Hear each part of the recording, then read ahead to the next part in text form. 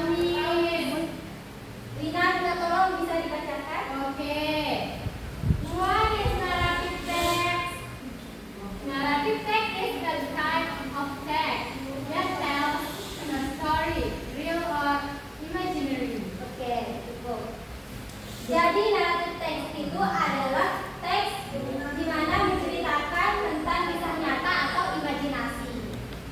Kemudian bertujuan untuk to entertain almost the reader listener to teach moral values or life lesson, to tell imaginative or real life experiences. Bertujuan untuk menghibur pembaca dan bisa mengambil pesan moral dari cerita tersebut. Gini,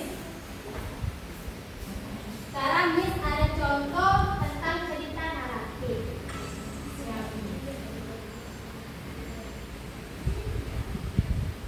Ini cerita naratif yang berjudul Rain in a Small Village. Hujan di sebuah desa kecil.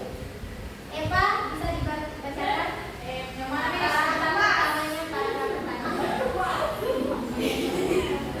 In a small village on a mountainside, there lived a boy named Budi. Every morning, he ran through the rice fields to Texmouth Cave in the river. One day, his tree was overhead and the heavy rain poured down in the village.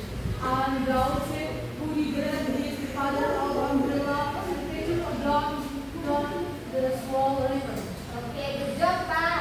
Terus Bunga, coba bacakan paragraf yang kedua. Paragraf yang kedua Bunga. The rushing